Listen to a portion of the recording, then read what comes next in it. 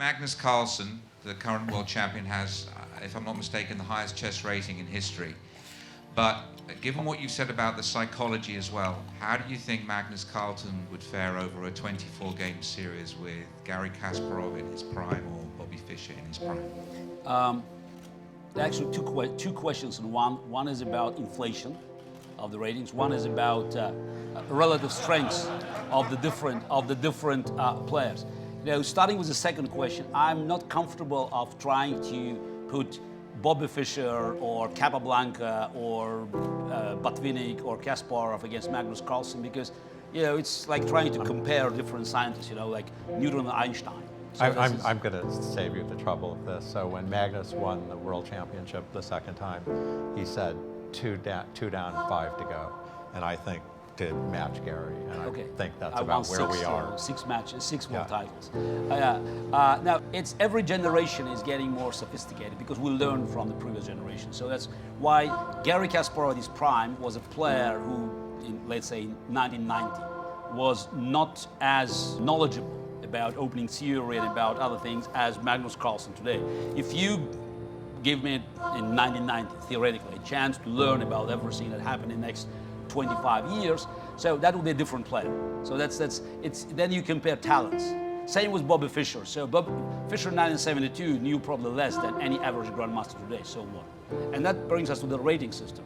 Yeah, Magnus has the highest rating system, which is natural because, you know, there are more and more players, you know, the whole pyramid has been growing, and more players on the bottom, you know, they create sort of the higher pyramids on the top. I had for 13 years the highest ever rating was 2851.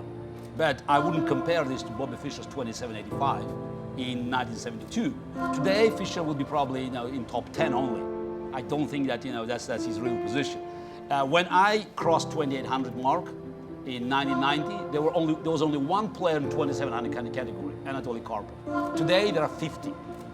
So it gives you an idea that, you know, it's all they the ratings. They actually did inflation deliberately at one time early on, so people felt like they were getting better.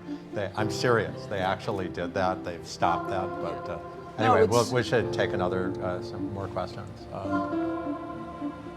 Rabbi Stuart Altshuler, we have a big mess in the Middle East. I want you to reflect on the damage, in my view, perhaps you would disagree, that Obama created when he didn't respond to Putin's support of Assad in Syria and the mess that's building there in the Middle East with Iran, with ISIS, part of that global situation. Look, it's not I said, you know, you can look at my Twitter, you can look at my Facebook, you can look at my interviews. I was furious when Obama drew this red line and then just walked away. You know, it's responsible of US president to protect the integrity of the office. And I'm not here to argue whether it was a right idea or he was right or wrong by actually having this red line in first place. But if it's there, you can't talk anymore. Somebody crosses, you shoot. You did it already. And I argued, and I was on few TV shows in America having debates. I said the consequences of Obama doing this will be felt not only in the region, but way beyond that, because every stock in the world was watching Obama and recognized that he was weak. I think that helped Putin to make a decision to invade Ukraine because, okay, well, just as the guy keeps talking. So Obama always tries to hide behind Congress and foreign affairs, which is not typical for America. So it's normally US president, you know, is fully responsible for foreign policy actions. And,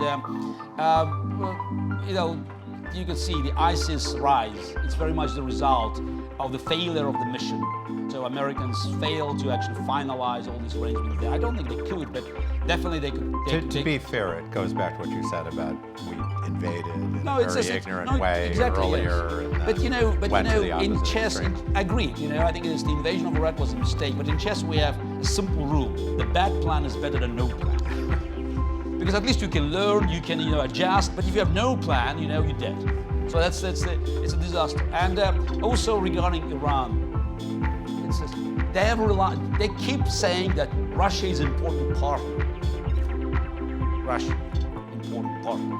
it's as if there is a common ground to negotiate. Because yeah, I can imagine, you know, even American presidents 40 years ago could negotiate with Soviet Politburo, but at least, you know, we knew what was the end game, and there was certain compromise that could be reached. The problem, you know, by dealing with Putin on Iran is that there is no compromise because the goals are totally opposite. Putin needs what? High oil prices, correct. That's the only way for him to survive and get cash. How you can get high oil prices? You need tension. Where? In the Middle East. So Putin's strategic interest is to make sure that Iran will be developing nuclear weapons forever.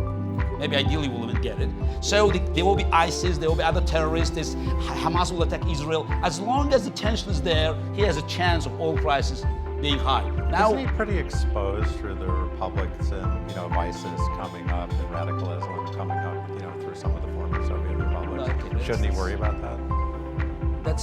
It's Too, you know, too many moves ahead. It's exactly, it's chess, you know. This is somebody who's playing poker, you know. He ends this game and then he'll start another one. But right now he needs high oil prices. And also, you know, when you look at you know, Putin, ISIS, Iranian mullahs, what brings them together?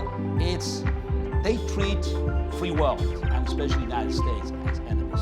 Because for them, you know, this conflict is the main rationale for being in power. They need the enemy. So we have positive agenda, and the globalization created many opportunities for businesses, for technologies, but it unfortunately also created opportunities for bad guys, because now they can recruit crazies from around the world, and while we're trying to confront them with positive agenda, they have only negative agenda, because the strengths of all the thugs as being judged by their followers by the caliber of the enemy. So that's why they always attack us, because they know that the success of a liberal democracy and market economy means the end of their rule, because it will destroy the you know, it's a huge difference between China and Russia. China thinks, rightly or wrongly, that it's winning if it's patient, and Russia thinks it's losing if it's patient. So okay, with China's, you know, China's leaders. Let me move on to a couple more questions. In the old Soviet Union, there was, of course, notorious anti-Semitism against Jews in many areas. Did this extend to chess, and would it have been possible for the Soviet Union to have had a chess team without the Jewish influence? I doubt very much, because, you know, I think that most of the chess players in the Soviet Union, definitely before me, so yes, it's changed in the 70s and 80s, but the majority of top players, when you look in the 40s, 50s and 60s, were of Jewish origin. So, and again... And you had one of your parents was Jewish, my father right? was Jewish, yes. But it's, you know, the anti-Semitism in the Soviet Union could be easily combined with, you know, with the great minds, you know, of Jewish origin, you know, sort of being on top of cultural or sport pyramid. So we had musicians, you know, performers, artists, chess players, scientists. So, and the Soviet regime had an ideological agenda that required the talent. By the way, that's the difference with Putin. He doesn't care. So today's Russia doesn't need, you know, any more of intellect. So that's why the wave of the immigration in the last 5 years is as high as after 1917. So people just leaving the country. And when you look at the quality of people of the country, you can understand, you know, it's a government's policy. So they have a huge wave of immigration from Central Asia, and they have immigrants, so that there's a leaving the country, and those people who can, you know, who could contribute to sort of Silicon Valleys. Okay. What are your political ambitions and aspirations? Because you're talking obviously a lot of common sense to most of us in this room, but how can you use that to influence world political affairs? Talking about world political affairs or Russia? Or both? Actually, if political ambitions, I would say none.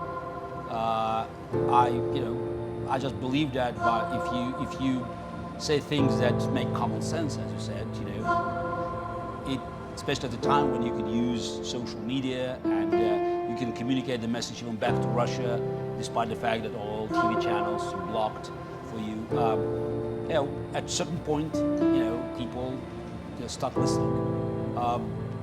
I'm doing it in America as much as I can, in Europe, in my native language, in Russian. And I still remain optimistic that the human race doesn't deserve Putins of this world to be there forever.